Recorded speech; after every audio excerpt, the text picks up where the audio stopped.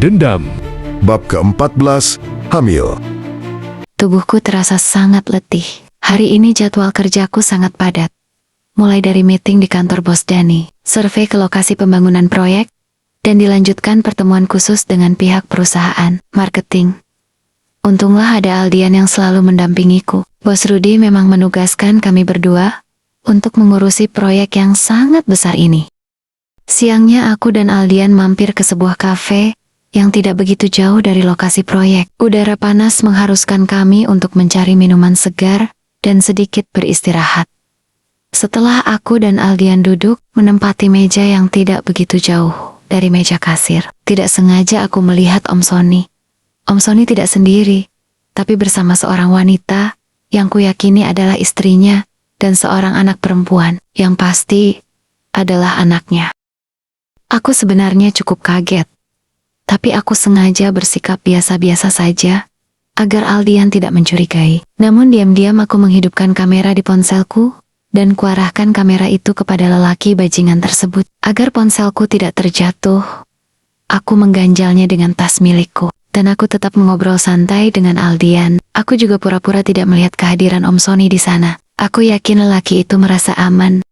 Wajahmu pucat sekali, Shanum. Apa kamu baik-baik saja? Tanya Aldian begitu kami sudah berada di dalam mobil menuju kantor. Aku memang merasa lelah dan kurang enak badan sejak seminggu ini. Tapi karena kerjasama dengan bos Denny baru saja dimulai, aku tetap memaksa diri untuk masuk ke kantor.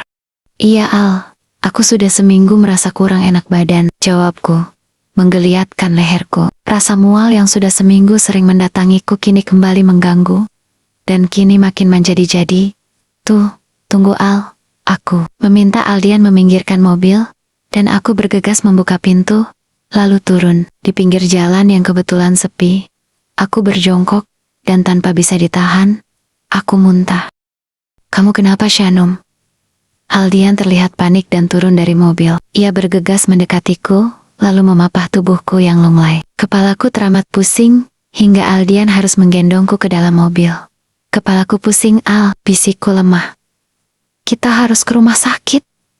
Agak histeris Aldian berseru. Aku tidak memberikan jawaban apapun, dan memilih memejamkan mata, hingga mobil yang dikemudikan Aldian tiba di sebuah klinik. Aldian membuka pintu mobil, dan kembali membopong tubuhku ke dalam klinik. Dua orang suster bergegas memberikan bantuan, dan mereka mengantarkanku ke sebuah ruangan. Dan seorang dokter perempuan langsung memeriksa tubuhku dan mengambil urin. Lalu dokter itu pergi meninggalkan aku, ditemani dua orang suster yang masih berada di situ menjagaku. Istirahat saja Mbak, mungkin Mbak kecapean, ucap seorang suster ramah, disertai senyuman. Seorang suster lagi menyelimuti tubuhku, hingga aku merasa nyaman dan mengantuk. Tidak lama kemudian, aku tertidur dengan pulas, entah berapa lama. Begitu aku terbangun, aku melihat Aldian duduk di sisi tempat tidurku. Al, maaf aku ketiduran, ucapku penuh rasa bersalah. Tidak apa Shanum, jawab Aldian dengan suara serak dan mata agak sembab. Apakah Aldian menangis? Tubuhku sudah terasa lebih baik, lalu aku duduk dan menatap Aldian lebih dalam untuk memastikan raut wajahnya. Kamu menangis Al, apakah penyakitku parah? Tanyaku kepada Aldian agak cemas. Aldian menggelengkan kepalanya dengan lesu, dan seperti orang putus asa. Di wajahnya terlukis kesedihan yang aku tentu saja tidak tahu apa sebabnya. Selamat, Bapak Ibu. Sebentar lagi Bapak dan Ibu akan menjadi sepasang orang tua. Tiba-tiba, sebuah suara lembut mengagetkanku. Tidak hanya kedatangannya yang tiba-tiba, tapi berita yang disampaikan wanita cantik bergelar dokter itu, yang membuat kepalaku mau meledak, bagaikan dihantam 12 peluru. Hah? Hamil? Oh, saya hamil dok, tanyaku syok. Dokter cantik kembali tersenyum dan menganggukkan kepalanya. Iya bunda positif hamil, 4 minggu. Sahut sang dokter, masih tersenyum padaku. Bunda kalau sudah enakan, sudah diperbolehkan pulang. Jangan lupa untuk meminum obat secara teratur dan istirahat yang cukup, ucap dokter itu, lalu berlalu meninggalkan aku dan Aldian yang terpaku kaku. Ayo kita pulang, ajak Aldian masih sangat kaku. Agak canggung lelaki itu menggandeng tanganku membantu turun dari tempat tidur. sementara pikiranku semakin runyam dan berkecamuk. Aku tidak menyangka benih dari Om Sony tertinggal di rahimku, dan kini sudah tumbuh menjadi janin. Oh, Tuhan, apalagi yang harus aku hadapi? Baru saja aku mendapat keberuntungan karena kehadiran Bos Dani. Sekarang masalah yang sangat besar kembali menghadang. Apa kata orang di kantorku?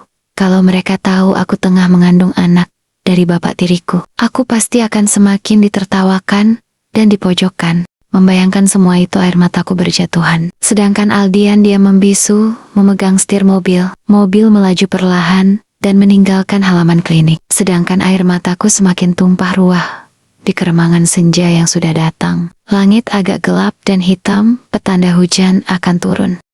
Aku langsung antar ke rumah saja ya. Besok kalau kamu masih kurang enak badan, tidak usah masuk kantor dulu. Proyek sementara, biar aku yang handle sendiri. Ucap Aldian, entah kepadaku, entah kepada dirinya sendiri. Yang jelas, semenjak naik mobil tadi, Aldian tidak pernah menatapku lagi. Pandangannya hanya fokus ke jalan yang tidak begitu padat. Lampu jalanan mulai menyala berwarna tembaga. Al, aku mohon, jangan ceritakan kepada siapapun. Ucapku lirih, memohon kepada Aldian. Pasti. Aku akan memegang rahasia ini.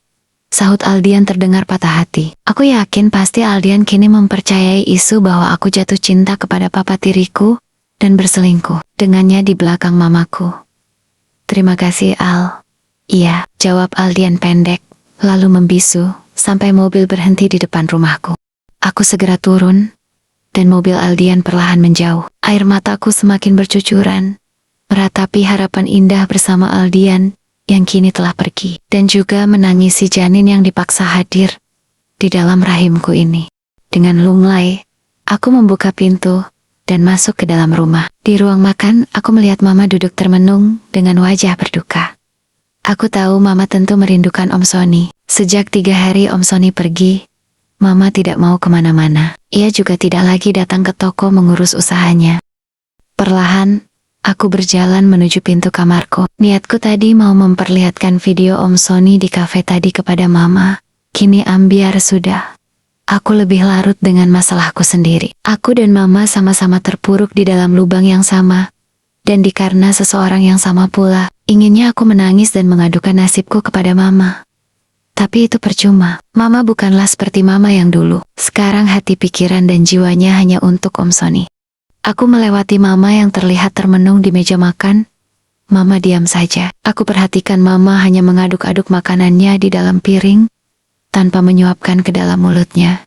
Dengan air mata yang kian membanjiri wajahku, aku membuka pintu kamar, dan kemudian menghempaskan tubuh letihku di pembaringan. Isak tangis yang dari tadi tertahan, kini langsung aku lepaskan. Aku meraung histeris, dan memukuli bantal. Rasanya kali ini aku benar-benar ingin mati. Bersambung. To watch more, subscribe.